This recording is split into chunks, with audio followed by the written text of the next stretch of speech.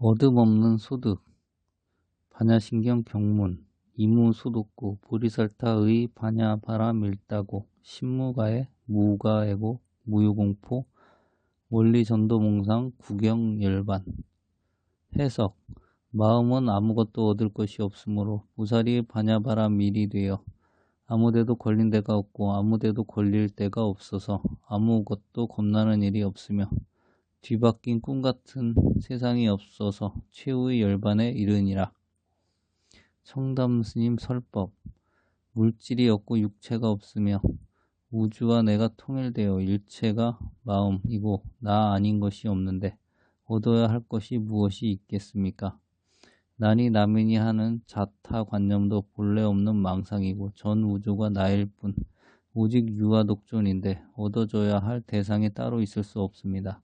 그것은 중생으로 있을 때나 부처가 되고 나서도 조금도 덜하고 더한 것도 아닙니다.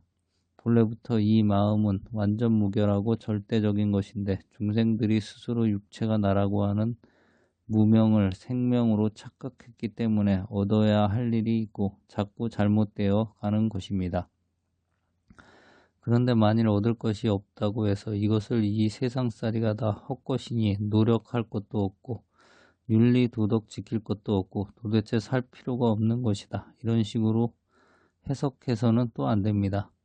이것은 더욱 큰 망상이며 자아상실이 허탈이며 어리석음입니다. 정말 우주와 내가 둘이 아닌 이치를 깨달은 무소독의 경지라면 불쌍한 중생을 보고 불쌍한 마음이 일어나고 나를 위해서는 할 일이 없지만 중생 제도를 위해서는 할 일이 많고 잠도 자지 않는 자비심이 있게 됩니다. 오직 남만을 위해 주는 자비심. 어두움이 없는 밝은 지혜, 끝없는 중생들을 모두 괴로움으로부터 건져내고야 말겠다는 위대한 원력. 이것이 깨달은 이의 마음이고 불보살의 마음이며 무소독의 경지입니다. 중생들의 괴로움은 모두 소득이 있기 때문에 오는 것입니다. 지식을 얻어야겠다, 재산을 모아야겠다, 미인을 얻어야겠다, 권력을 얻어야겠다 하는 욕망이 일체 고를 가져옵니다. 가령 세계에서 가장 좋은 보석을 한 개 선사받았다고 하면 그날 밤부터 잠을 못 잡니다. 도둑이 언제 담을 뛰어넘어 올지 모르고 언제 어디서 강도를 만날지 택시를 타고 가도 안심이 안 되고 비행기를 타고 가도 안심이 안 됩니다. 이와 같이 마음에 소득이 있으면 안심이 안 됩니다. 무엇을 얻었든지 어떤 미인과 연애를 해도 마음이 편치 않고 미남자와 연애를 해도 마음이 편치 않습니다. 다른 어떤 여자하고 좋아하는가, 다른 남자에게 관심이 있는가 싶어 항상 마음이 불안합니다. 이러한 소득에 관심이 없으면 밤에 잠이 잘 오고 소화도 잘 되고 항상 편안합니다.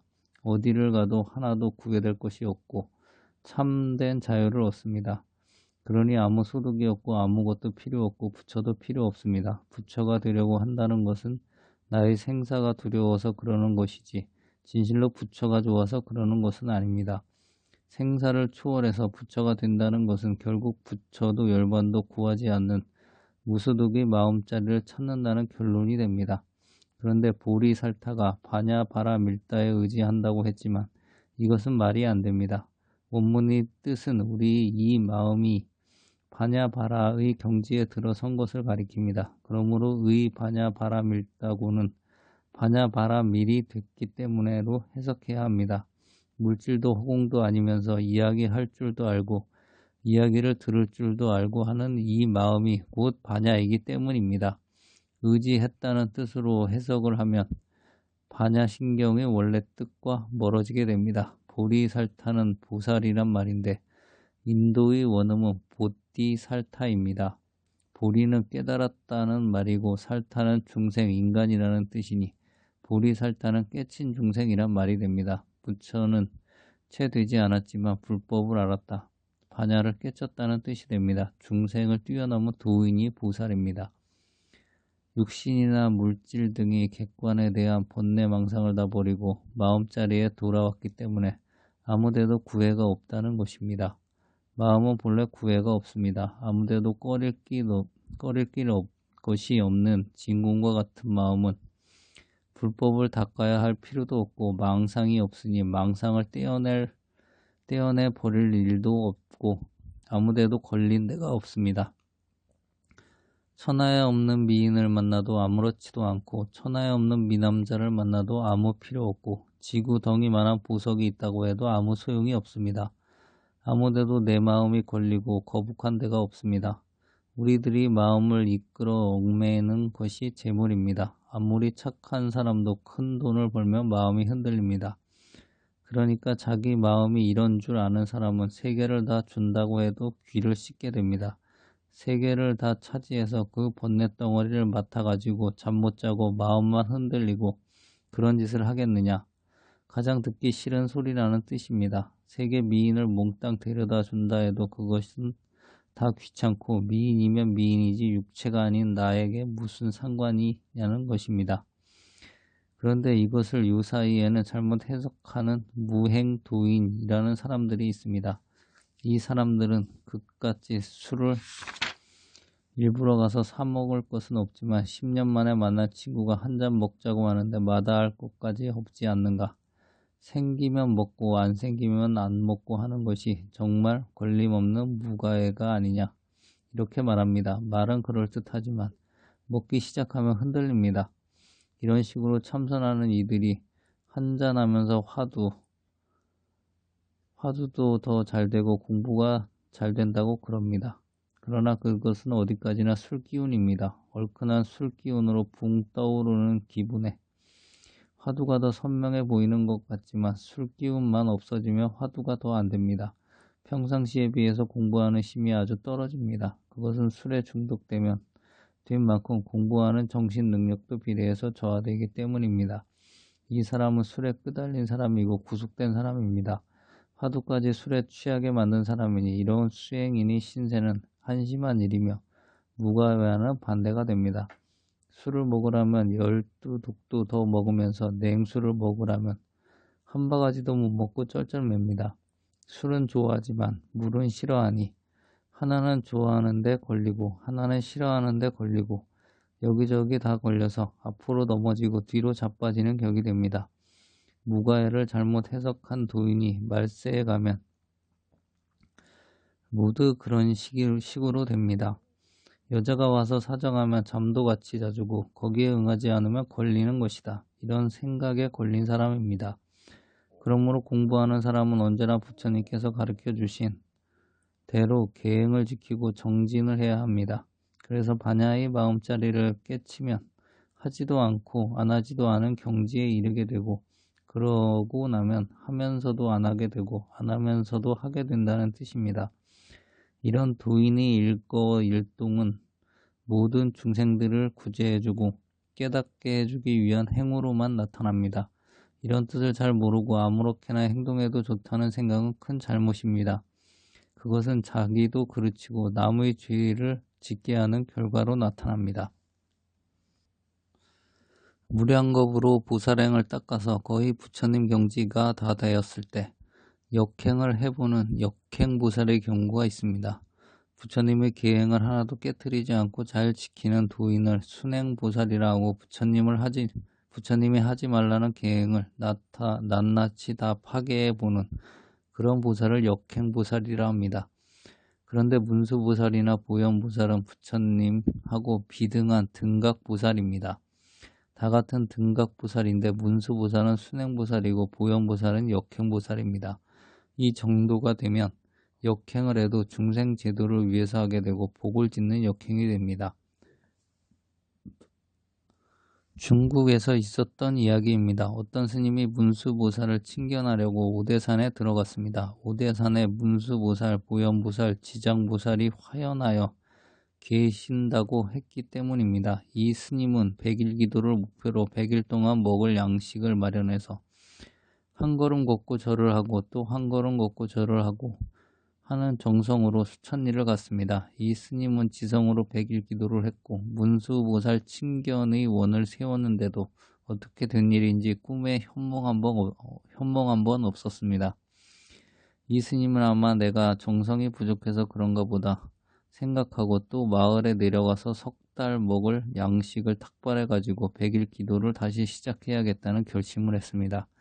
그래서 얼마쯤 내려왔는데 어떤 영감이 밭가는 쟁기를 큰 암소에 메어 가지고 올라오더니 스님 가까이 와서는 이렇게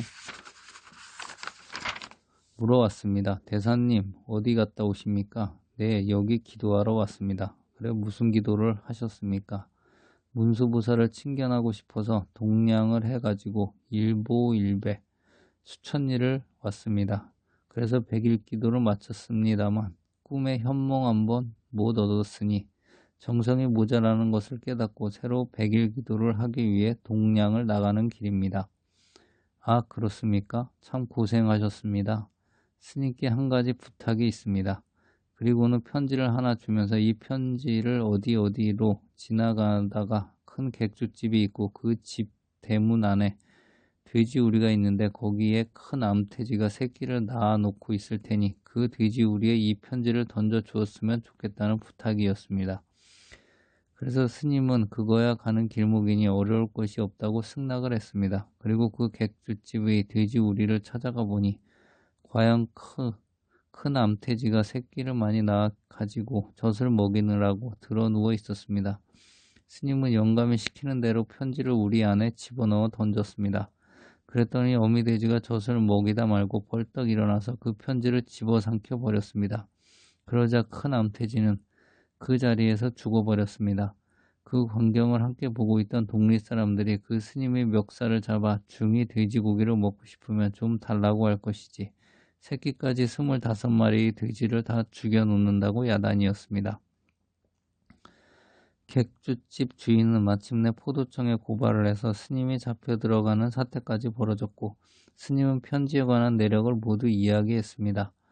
그래서 사또는 독약에 묻었는가를 확인하기 위해 돼지의 배를 갈라보기로 했습니다. 그리고 그 편지를 읽어봤습니다. 너무 오래 축생계에 머물러 있는 게 아닐세. 중생세계에 오래 머물고 있다가는 잘못 마음자리를 여일까 두렵네. 문수로부터 보현에게. 이런 내용이었습니다. 앞에 소를 몰고 가던 영감은 문수보살이고 암태지는 보현보살입니다. 보현보살이 만행역행을 한다고 돼지가 돼서 순놈하고 성교도 하고 정수도 내고 그래서 새끼를 베고 모성애로 젖을 먹이고 누워 있었던 것인데 보현보살은 이런 역행을 하면서 그 가운데서 공부를 하는 것입니다. 보현보살쯤 되어야 이런 역행을 할 수 있지. 그렇지 못하나 아직 이 경지에 미급한 도인들이 그런 짓을 하다가는 중생계로 흘러들어가 버립니다. 그래서 완전히 다시 중생으로 되고 맙니다. 이것은 보현보살에게 문수보살이 충고를 한 것이고 문수보살을 칭견하려고 100일 기도를 한 스님에게 화연으로 보인 것이며 후세의 공부하는 사람을 위한 경계한 것입니다. 관세음보살이나 문수보살이나 보현보살쯤 되면 사실 어느 경지에서든지 걸림이 없게 되고 자유자재하게 되며 이분들이 일거수일투족은 다 보살행이 됩니다. 보살행이란 자기를 위한 행동이 아니고 오직 남을 위하고 중생들을 밝은 마하바냐의 세계로 이끌어주기 위한 행동을 말합니다. 나는 육신이 아니고 나고 죽음이 없는 대자재한 우주의 핵심임을 증득한 보살은 일체의 걸림이 없고 중생을 위해서라면 자기의 창자라도 끌어내 먹여줄 수 있는 대자비심으로만 가득하여 현상계와 육신의 얽매인 이 꿈속의 세상살이 뒤집힌 관념을 멀리 여인 분이므로 두려움도 없고 걸릴 것도 없고 뒤집힌 꿈세상을 여의고 마지막 마음자리에 깊이 들어섰다는 것입니다. 그래서 이것을 구경열반이라 했는데 이 구경열반은 바로 부처님의 경지를 말하는 것입니다. 그러므로 이 모든 것이 우리 마음자리를 깨달음으로 성취되고 마음으로 완전히 돌아선 것이 구경열반입니다. 마하바냐, 신바냐, 구경열반이 다 마음을 완전히 깨쳤을 때 이루어지는 것이며 객관세계로 멀리 도망을 가서 얻어지는 것은 결코 아닙니다. 원리전도몽상 구경열반을 다시 한번 해석하면 육도윤회의 중생생활을 완전히 여인 것을 말하는 것이 됩니다.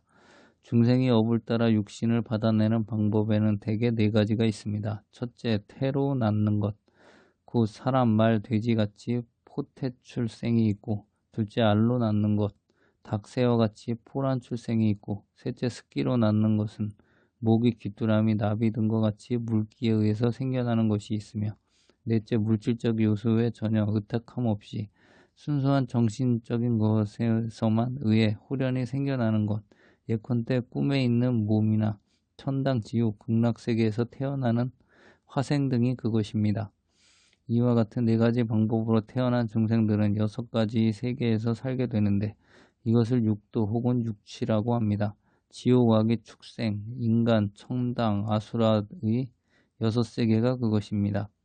지옥에 갈 사람은 그 마음과 행동을 지옥에 갈 만큼 포악하게 합니다. 취미가 지옥업이라는 말입니다. 예를 들면 성질이 포악해서 제멋대로 폭행도 하고 죽이기도 하고, 행동을 함부로 하는 이러한 불량배는 하루도 피를 안 보면 잠이 제대로 안 오고, 병으로 자신이 머리라도 깨야 잠을 자고, 부모, 처자, 형제, 친구에게까지 잔인무도하게 하는 의리 없는 이러한 악한은 죽으면 지옥으로 갑니다. 반대로 천당에 갈 사람은 착한 일만 좋아합니다. 자나깨나 착한 일만 생각하고, 부모나 남편이나 아내나 이웃에게 누구에게나 착한 일만 하는 것이 취미입니다. 이 사람은 하루 종일 착한 일을 한 번이라도 못하면 잠을 못 잡니다. 이와 같이 자기 취향에 따라서 사는 법이 달라집니다. 이것을 육치중생, 육도중생이라 하는데, 이 육도를 통틀어서 중생세계라 합니다. 육도세계는 생사가 있고 그 업에 따라서 윤회를 하기 때문입니다. 자기가 저지른 죄를 다 받으면 지옥의 고통을 벗어나서 다른 세계로 태어납니다. 또 자기가 지은 복을 천당에서 다 받으면 다시 지옥으로 떨어집니다. 그래서 지은 업을 따라 천당, 지옥, 인간, 축생, 악의 세계를 돌고 돌면서 생사를 거듭하는 생사고를 받아야 하기 때문에 중생세계이고, 마음의 본바탕을 저버리고 객관세계, 물질세계가 실제로 있는 것으로 착각하고 육체가 나라고 미했기 때문에 이러한 생활을 뒤바뀐 세계, 꿈세상이라고 합니다. 전도몽상의 세계를 완전히 버리고 마음을 깨달아서 마하바냐 바라밀다를 한 것을 원리전도몽상이라 표현한 것입니다. 그래서 마지막 열반에 들어선 것이 구경된 열반입니다. 열반은 생사가 없고 윤회가 없고 번뇌가 없고 망상이 끊어져서 마음만이 밝게 드러난 것을 말합니다. 이 열반을 구경했다고도 해석할 수 있고, 최후의 열반에 들어섰다고도 해석합니다. 그 뜻을 아는 사람이 보면 두 가지가 다 같은 뜻으로 해석되지만, 그 뜻을 모르는 사람에게는 다르게 해석될 수도 있습니다. 그리고 또 마침내 열반이다 라고도 해석했는데, 이 말은 구경열반의 뜻이 바로 풀이 되었다고 보기는 힘듭니다. 초지보살이나 초견성한 이들이 본 그런 열반은 아니고, 부처님이나 관세음보살, 문수보살, 보현보살의 열반인 최후의 열반을 뜻합니다. 그러므로 구경열반은 마지막 열반, 최후의 열반을 구경했다, 마하바냐 바라밀다를 했다는 뜻이 됩니다. 강주, 현수대사의 본래 과판에는 이무수도글을 전체의 말씀이라 하여 별단으로 과분하고, 보리살타에서 득안욕따라 삼막삼보리까지는 얻는 바를 밝힌다 이라 하여 일단의 보살의 소득과 열애의 소득을 한 문단으로 나눈 뒤에 다시 보살의 얻음과 열애의 얻음을 작은 항목으로 나누었다. 그러나 여기서는 편의상 보살의 소득과 열애의 소득의 두 가지로만 나누었음을 밝혀둔다. 열반은 범어 니르바나, 닉바나, 이원, 열반, 나라 음역하며, 구역에서는 멸도, 정멸, 불생, 무의, 안락, 해탈 등으로 번역했고, 신역에서는 파리닐, 바람이라 하고 원적이라 하는데, 멸은 바로 번역한 직역이고, 다른 것은 다른 뜻으로 번역한 의역이다. 멸이란 생사를 멸했다는 뜻이니 무상을 여기고 크게 고유하고 그윽함으로 멸이라고 했다. 또 그 뜻의 법계에 충만하고 덕이 온 우주에 들어옴으로써 원이고, 그 체가 참된 성품을 다하여 상과 번뇌를 묘하게 끊었으므로 적이라고 했다. 여기에 소승의 유여열반과 무여열반이 있다. 유여 열반은 고의 원인인 번뇌는 끊었지만 아직 과의 업보로 받은 몸뚱이의 고과가 남아있는 열반이며 무여 열반은 현재의 몸뚱이의 고과까지 멸하여 나머지가 없는 열반을 일으킨다. 또 소승에서 생사를 멸해 없앤 뒤의 열반을 말하지만 대승에서는 생사가 본래 열반인 열반을 가리킨다. 그러므로 열반은 불교 최후의 목표인 해탈을 뜻하고 깨달음을 가리킨다. 그러나 여기에도 깊고 낮은 차이가 있어서 초지보살의 열반, 대승보살의 열반 등의 구별이 있으니 그래서 본문에 보살이 바냐바라밀다를 의지하여 곧 부처가 될 수 있는 마지막 열반, 구경열반을 얻을 수 있다고 강조한 것이다. 이하에 홍찬대사의 주소를 소개한다. 모든 법이 얻을 바가 없으므로 보살의 이것을 의지하여 구경의 열반을 닦아 얻은 것이니 그러므로 없을 무자는 이 한경의 종지인 것이다. 대저 법성이 여여하여 그 바탕이 본래 고유하고 그윽하니 만일 어둠이 있는 마음이 있으면 곧 근본의 참됨이 미한 것이 되고 반야의 관조라 지혜를 잊은 것이 된다. 이런 뒤집힌 것을 멀리 여임으로 열반의 구경을 얻게 되는 바이다. 그래서 열반경에 소득이 없는 것이야말로 참 지혜이니 보살이 이 지혜를 얻음으로써 무수독이라 이름하는데 이 무수독을 대열반이라고도 한다. 보살의 이 대열반 가운데 편안히 머물러서 일체의 제법의 성품이나 상을 보지 않기 때문에 무수독이라고 이름하고 또한 무수독은 대승보살의 제법에 머물지 않는 것이라 이름하므로 그래서 대승이라 하느니라고 하였다. 청량에 이르기를 무수독은 곧 반야의 상이며 반야는 없음이 없는 지혜이니 그러므로 바야흐로 얻는 것이라고 했고 대품 반야경에 소득이 없으므로 방편을 삼는다 했다. 대지도론에 이르기를 두 가지 공이 있는데 첫째는 방편이 없는 공이니 그러므로 이승의 땅에 떨어지는 것이며 둘째는 방편이 있는 공이니 떨어짐 없이 곧 바로 위 없는 보살에 이르는 길이니라. 다시 또 두 가지 공이 있다. 첫째는 공으로만 가는 공이니 이승에 떨어지며 둘째는 얻을 수 없는 공으로 행하는 공이며 또 공 또한 얻을 수 없는 공이어서 떨어질 곳이 없다. 그러므로 모든 보살이 반야 방편의 관조하는 지혜로 모든 법이 공안도리를 비추어 보나니 그러므로 온 저 개 인연 사제의 상과 및 증등하는 자나 증득되는 것이나 다 소득이 없는 바이다. 이 무수독의 마음으로서 반야의 수행에 의지해서 업의 누가 해탈이 되느니라. 또한 이 수행을 의지함으로써 말미암아 곧 미혹의 마음을 거리끼게 하여 하지 못하며 경계가 지혜를 장애하지 않나니 그러므로 마음에 거리낌이 없다고 했다. 또 마음에 걸림이 없으므로 말미암아 곧 업의 누가 해탈되고 업이 해탈됨으로써 밖으로 삼계의 과보가 나를 두렵게 할 수 없는 바이며 과보가 없음으로 인해 말미암아 안으로는 번뇌의 뒤집힌 꿈같은 망상을 길이 여의게 된다. 번뇌를 여임으로써 참되고 항상 된 마음자리만이 홀로 오롯하게 드러나서 밝게 되는데 이것을 구경열반이라고 한다. 이렇게 반야의 진공이 드러나면 그 체는 생멸이 아니고 인을 여기고 과를 잃는 것이므로 모든 보살은 일체법에 소득이 없는 것이니 이것이 구경열반을 얻는 것이니라.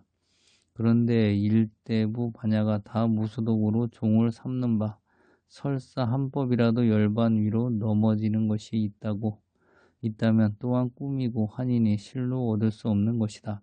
그러므로 대반야경에 비록 일체법의 자성이 다 공안 도리를 사무친다 하지만 모든 보살은 이 반야바라밀다로 말미암아 위없는 최상의 바르고 두루한 보리를 증득하며 이 묘한 진리의 수혜를 굴려서 한량없는 중생을 제도하느니라고 하였다. 또 비록 보리를 증득한다 하지만 증득한 바가 없나니 증득할 것이 없는 법을 증득했으므로 다 없을 수 없는 것이며 그래서 불가득의 도리이므로 곧 증득할 사람이나 증득된 될 진리가 없고 온갖 망령된 지견도 없느니라. 또 망령된 지견이 없으므로 거꾸로 뒤집힌 번뇌가 없으며 만일 증득된 바가 있으면 이것이 곧 거꾸로 뒤집힌 꿈같은 망상이니 어찌 열반 보리를 얻을 수 있겠는가. 또 논에 만일 보살이 진실로 증득했을 때를 말한다면 내지 법 신도 또한 불가득 일이니라 했거니와 보리살타는 능히 의지하는 사람이고 바냐바라 밀다는 의지할 바의 법이며 마음에 걸림이 없어서 전도된 꿈같은 생각이 없는 이것은 능히 공한 장애가 공한 것이며 구경열반은 증득된 바의 과이다. 구경열반이란 5가지 번뇌가 마지막까지 다하여 없어진 것이고 2가지 죽음의 길이 없어진 것을 이름하여 구경이라고 하여 또한 무여라고 하고 열반이란 경계까지 다하여 없어진 것이므로 또한 머무는 곳이 없는 열반이라 하나니 이승이 견사혹을 여인 것을 해탈이라 이름하는 것과 다르다. 따라서 이승의 열반은 방편으로 만들어 얻은 열반이요 진실로 구경의 마지막 열반 곧 부처되는 열반은 아닌 것이다. 범어의 열반은 번역하면 원만하고 고요함이니 곧 이른바 덕을 갖추지 않음 없음이 원의 뜻이고 장애가 다하여 없어지지 않음이 없다는 뜻으로 적이라고 했다. 또한 대멸도라고도 번역하는데 대란 실상을 뜻하고 멸은 곧 오온이 공했다는 뜻이며 도는 괴로움을 다 초월했다는 뜻이다. 또한 대는 법신을 가리키고 멸은 해탈이란 말이며 도는 반야를 가리키기도 한다. 보살이 반야를 닦아서 제법이 공했음을 관하여 실상의 진리가 나타나므로 생사하는 환의 몸뚱이가 곧 근본 법신임을 사무치고 번뇌가 곧 반야임을 사무치며 업에 얽히는 것이 곧 해탈임을 사무치며 이것이 3가지 장애가 온전히 몰록 공한 것이고 3가지 덕이 원만한 것이니 이것을 이른바 구경의 마지막 열반이라고 하느니라.